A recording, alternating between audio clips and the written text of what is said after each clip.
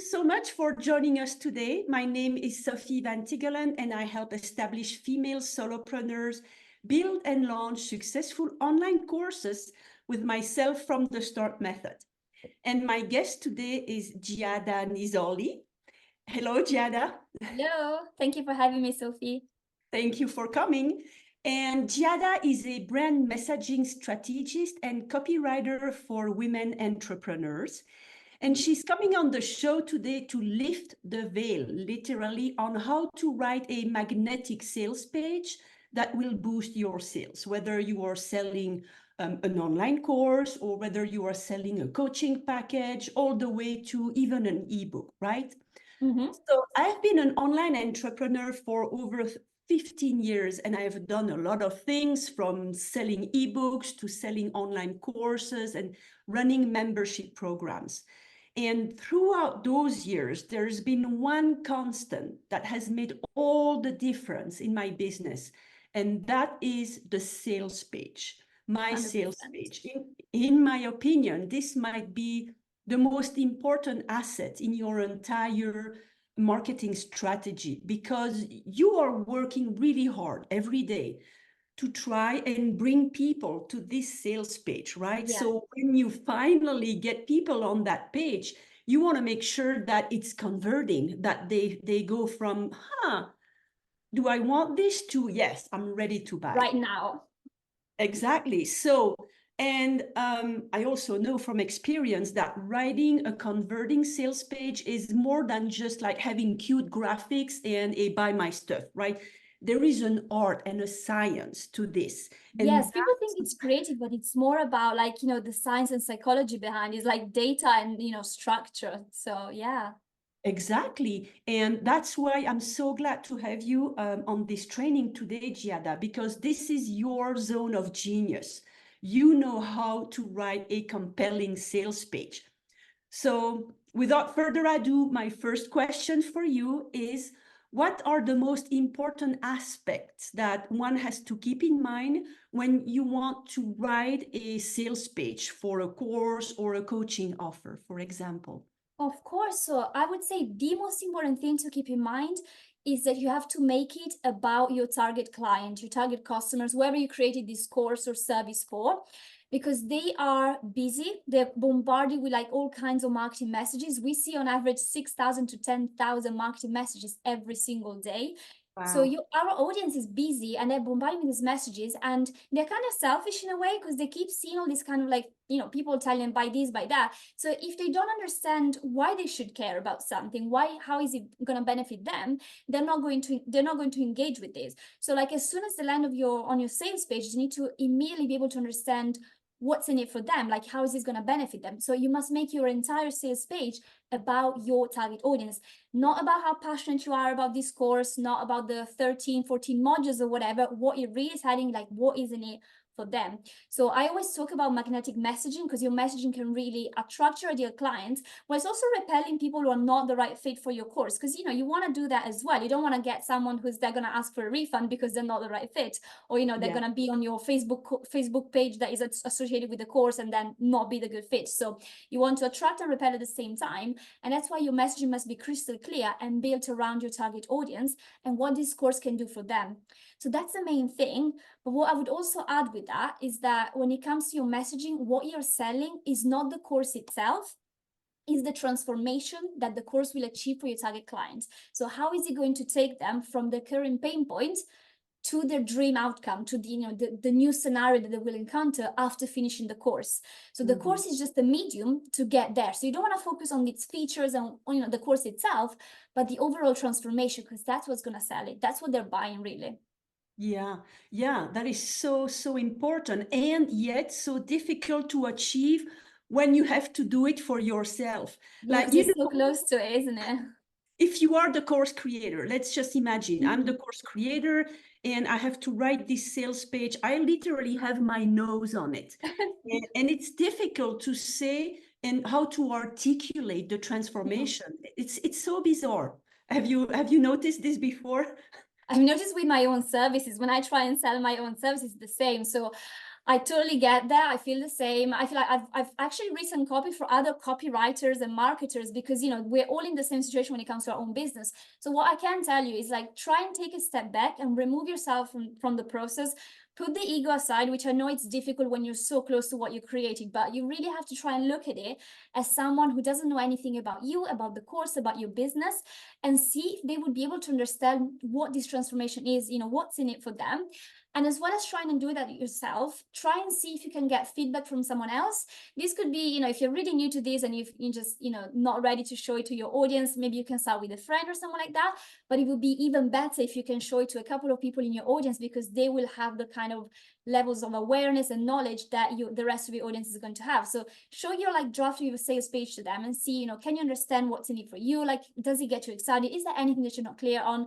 So that way, even if you're too close to it, they will be able to give you feedback that can then improve and change your, you know, the course of your sales page to really showcase this transformation.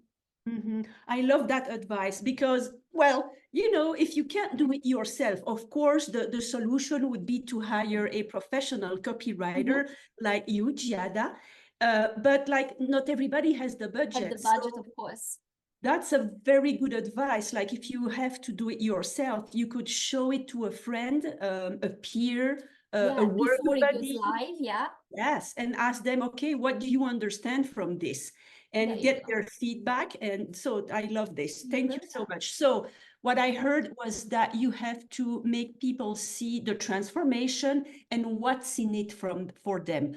How is it going to change their life? So this means that you want to describe the life they are going to have after. And this ties into my second question for you is, how can you use storytelling actually to boost the conversion of your sales page?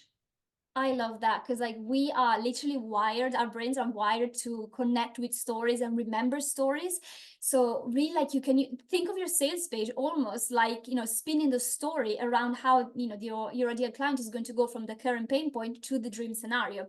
So throughout your sales page, you want to basically like tell this story, and you want to connect with where you want to meet them where they are right now, which is the pain point that your course is going to solve. And you don't just want to mention it and be vague about it. You don't just want to say, I don't know, oh, I can tell you're overwhelmed or something like that. You really want to describe, you want to make them feel it. You want to use details that they're going to be like, oh my God, I do this. Like, this is literally me. I think that, like, that's in the back of my head. She's literally right in my mind. And that's why it's important to, you know, talk to your audience and really know the person you're creating this course for. So obviously any kind of examples that I'm going to give right now is based on, you know, assumptions, just making it up. But when you're writing your actual sales page, you need to rely on data. You need to speak to your audience and do some research. But what you want to do basically is really paint a picture of what their life or their business feels right now, just when it comes to the pain point that you're going to solve with your course. So give examples. So don't just say, oh, you must be overwhelmed. Say if your course is something to help them master, for example, Canva, to do their own graphics for the business, you want to be like, you know, I see you spending 8 hours every week trying to fiddle on Canva, putting images together, and then not being happy with the results, and putting something out on social media that doesn't actually represent your brand. You feel ashamed of the, you know, your Instagram feed or whatever. Really give them details to make them feel like, okay, this is about me. Let's see what happens next. And at the same time, when you're talking about, you know, the outcome, the final outcome, how this will change, you want to do the exact same. You want to create a strong contrast between the current situation and that final outcome, and give more details, make them feel that transformation. So don't just say, oh, you're going to feel more confident and leave it at that. Like, show them how this will be. Like, give them details, be like, you know, imagine only spending 1 hour to do all your social media content on Canva once a week. Imagine how much more confident you feel when you're posting something that is aligned with your brand and attracts your ideal clients, and so on.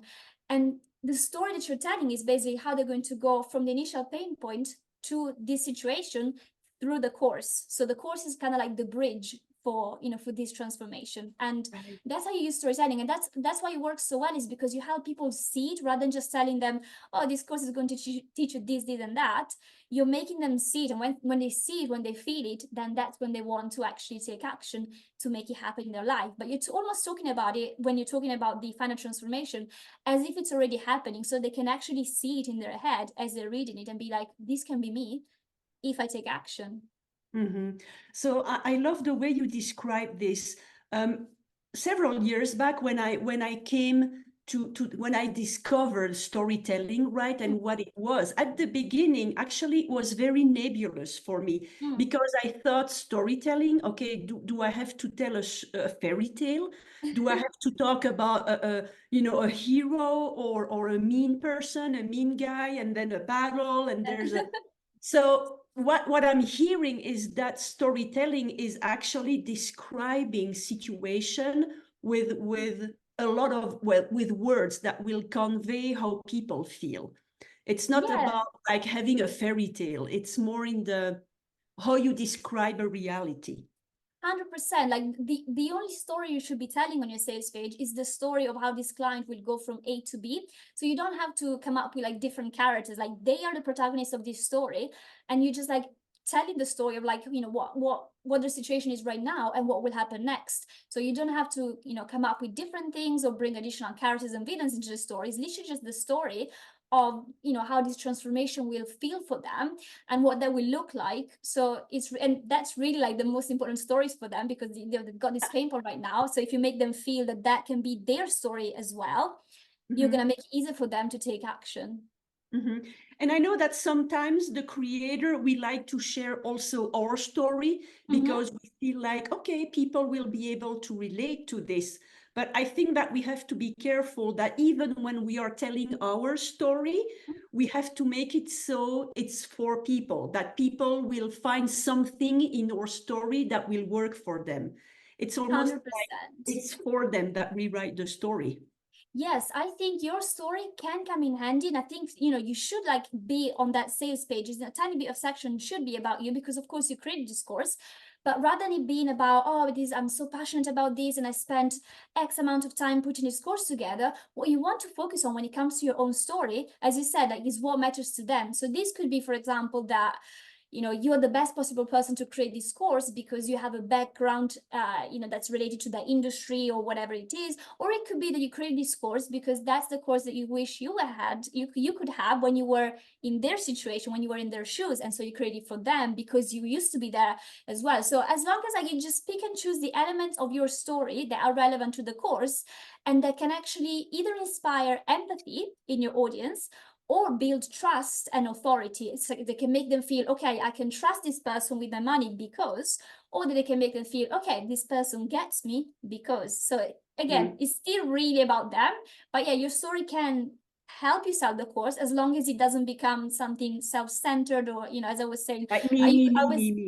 Exactly, you know, it's not about people don't care that you're passionate about the course. They don't care how long it took you to put it together. They just care about, you know, what this course can do for them. So if you have elements of your story that can reinforce that, and I'm sure most creators do, otherwise they wouldn't put this course together, use those elements and, you know, leave the rest aside. You can leave the rest, you know, for your personal blog or, you know, to talk about it with your friends, just not your sales page.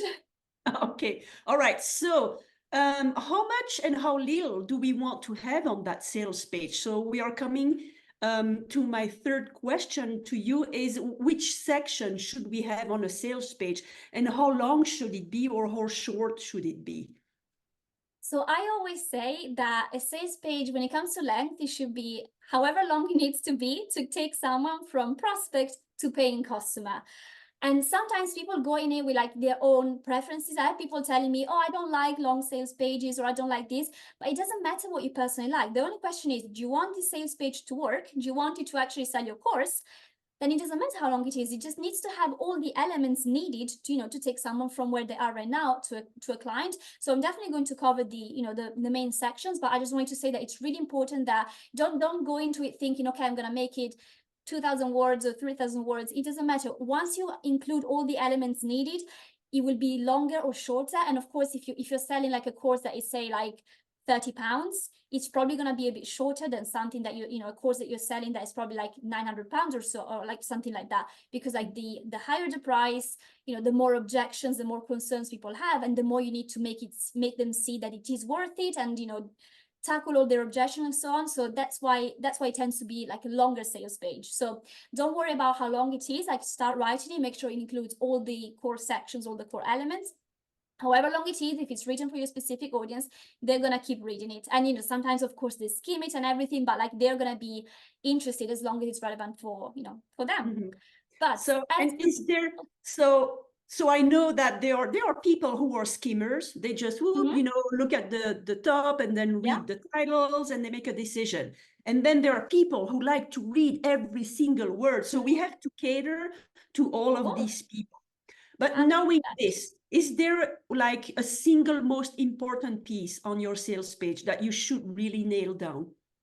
So the most important piece out of your entire sales page is what in copywriting we would call the above the fold section, which means everything that your audience can see before they scroll down. So as soon as they land on your sales page, everything they can see, that's your prime real estate, the most important section, because if that doesn't grab their attention, if that doesn't convince them to scroll down, that will be all they see.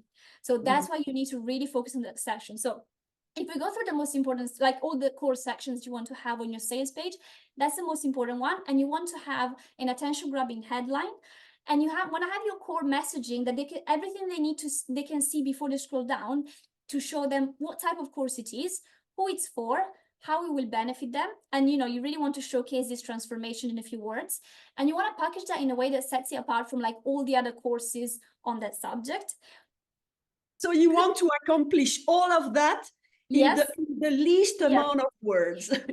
Ideally you would have one headline, and then usually like the explainer copy is like 2-3 sentences. And that is why you want to be really strategic. So of course you're not going to get it right the first time, so keep brainstorming. It's I don't get it right the first time. Like I usually when I create that type of like section for my clients, I brainstorm like between 10 and 20 potential combinations, and I keep brainstorming until I get to the final one to show to my client. So like keep brainstorming until you can really condense the overall messaging of the course in a couple of 2 to 3 sentences. And you also want to have the first call to action right above the fold, because just in case someone is ready to to go into it straight away, or because maybe they've been following you elsewhere for a while and they know that is a course for them, you want to give them an option to to buy straight away. So you need to have all of these above the fold when it comes to copy. And then once you've grabbed your attention and they start scrolling, usually the best section that you can have there is a section that tackles their pain point and references the current situation. So what we were talking about earlier, describe the situation, make them feel that this is about them, use details, and really start spinning that story of like, this is where you are right now. So have a big section on that. And then, of course, you want to do it with empathy, because, I talked about pain points, but I should have said, do it with empathy. It's not about making people feel bad or like, getting them to buy out of desperation. It's just about making them feel that you understand their situation and you created this course for them. So do it with empathy, but remind them that obviously this is the current situation. And then as soon as you've done that, tease a solution. You want to give them hope, yeah, it's not nice right now, but you can solve it. And you start talking about the solution. You start positioning the course as the perfect solution to the current pain point. So you can start doing that in the following section. And But that's also at that point, you don't want to like take a deep dive and already explain all the sections, all the not modules. just yet. No, not just yet. There is room for that 100%. But right now we're really still connecting with this person, making them feel like, there is a solution to the current pain point and so on. So you mainly want to start talking about how their course can change their pain points. That's all you're focusing on right now. And you can also have a little bit of that about section that we were talking about earlier. Just tell them why you created this course, why you're the best possible person. Keep it short, but make them feel that like, they can trust you with their money basically. And, you made this course for them. Once you've done all that, that's when you can go in depth with your course and you tell them everything there is to know about what's included. Of course, everything that you feel comfortable sharing without, giving away the secret sauce. But you can go really in depth. You can talk about the modules. You can have a frequently asked question kind of section so that you tackle every kind of common question, not repeating yourself, answering all kinds of emails. Everything should be on there. And then after you've done that, you start talking about the, how their life is going to change again, really paint a picture, what we were talking about earlier, like the ending of the story. This can be your ending, and you describe it, you make them feel it. After you've done that, you have a small recap, like tell them again how they can go from A to B in a few words, and you give them a final and strong call to action. And basically, this tends to be the strongest framework.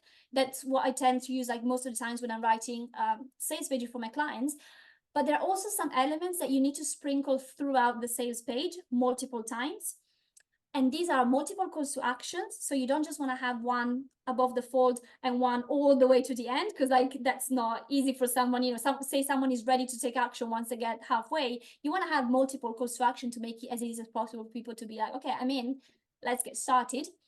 You also want to have, you want to talk about their concerns and misconceptions, excuses not to take action, because there's always going to be something that's holding them back. It could be that they think they can just look for a some kind of free resource. They can just do it themselves. They can just do this instead. So you want to, of course, again, you need to know your audience. You need to know what these excuses are, but you want to address that throughout your entire sales page. And address the objections. The objection, yeah, like help them Yeah. reframe it, because acknowledge them, because they're there for a reason. So it could be that, sure, you could keep like looking for free resources, but how long is that going to take you? Imagine if instead of like jumping from one resource to the next for like months, you had a plan that takes you there in 2 weeks. So whatever it is, like just help them see it in a different way. And the last thing that you need to have multiple times throughout your sales page is social proof. So, people are not just going to take your word for it. They want to see testimonials. They want to see reviews. They want to see stats, just something that helps them see, okay, this is not just this person who's really good at blowing their own trumpet. There's actually data. There's actually other people who are saying the same thing. So yeah, that's something that you want to have. I have a question for you. Yeah, go on. So imagine someone is creating a new course, a new offer. So nobody has taken this course before. They are just going to launch. So how are they going to get testimonials for a course that she or he is just launching? How could you work around this? Well, I'll tell you the truth. I don't have to imagine that, because that's happened to more than one of my clients. Like even my most recent sales page, like that she launched, my client launched, like she didn't have any sort of like tester for the course, so it was just brand new. And what we did is like we looked at testimonials from like her clients, because usually people who launch a course, they've been running a different type of business for a while. They were offering services that were usually related to the course. So what you can do is like look for testimonials and reviews from people that you've helped doing the same or similar thing that you would help through the course, but via like some kind of one-to-one service, and just focus on those testimonials and use those on the sales page. That's what we did for my clients. And like, until of course, once you started running the course, then we replaced them with new testimonials. Of course, as soon as you can do that, that's the best thing. But don't let this, stop you from getting started. And my client, even with that, even though it was a brand new course and we didn't have testimonials from, people who took the course, we didn't have anyone who had taken the course, she made over 11 grand from her sales page in only 7 days. So wow. Don't let this stop you, because even if everyone has to start somewhere, and you can just use, or even as well as testimonials themselves, you can even look at like the number of clients that you helped. You can look at data. I helped this person go from X to Y, and include some kind of percentage. That there's always going to be some kind of social proof that you already have. You just have to make sure you focus on something that can apply to the course as well. And of course, as soon as you got the testimonials, keep asking for them when someone completes the course, and you can replace them. But it shouldn't stop you from putting the sales page out there. Yeah. Wow. So thank you so much for sharing all this. Like right now, it all seems very clear to me and very simple. And yet I still know that writing a sales page can be difficult. But it's basically, you have the above the fold, then you are telling them a story. You describe creatively with, words that will really describe their feelings, where they are now. Then the bridge is the course, and then how they are going to feel after. So that is wonderful. So I would like to ask you one last question. If you had one recommendation to give to someone who is a solopreneur with a small budget, they can't hire out right now, and they would like to write their own sales page, what is the best advice you could give them? So I would say I think the best thing you can do is like really don't put too much pressure on yourself to get it right straight away, because I know that blank page syndrome and all that, it can feel quite overwhelming. So just start writing. Now if you follow this webinar, and I would recommend pausing it, writing down the sections and so on, so you can go back to them. But now the core sections, that what you need to focus on. That you need to make this sales page all about your customers and how the transformation you achieve for them. That. So just start writing it, and know that you're going to have to rewrite it a few times, perfect it. Just don't put too much pressure on yourself to get it right the first time. I don't get it right for the first time, and I do this for a job. Like the amount of times I have to sort of like rewrite, my sales page for clients, because I would like, before I give it to them, I tell them, oh, this is your first draft, but in reality, it's probably my 7th or 8th draft, because it takes some time. But what I always remind myself, because I get a bit overwhelmed sometimes when I think, okay, I need to write like 3,000 words from scratch. I remind myself, like, I can edit a poorly written first draft, but I can't edit something that I haven't written. So the most important thing is just get it on the page, and then you can always improve it from there.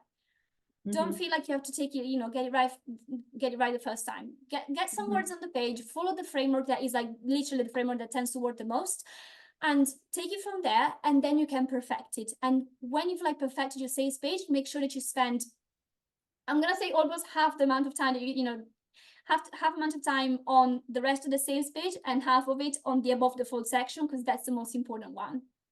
Okay, so what I hear is that don't shoot for perfection, because that's going to you're gonna get stuck if you do this. And also, I also feel like you're gonna launch first with your first sales page, and you're gonna change it in the future, because you're gonna get feedback from people.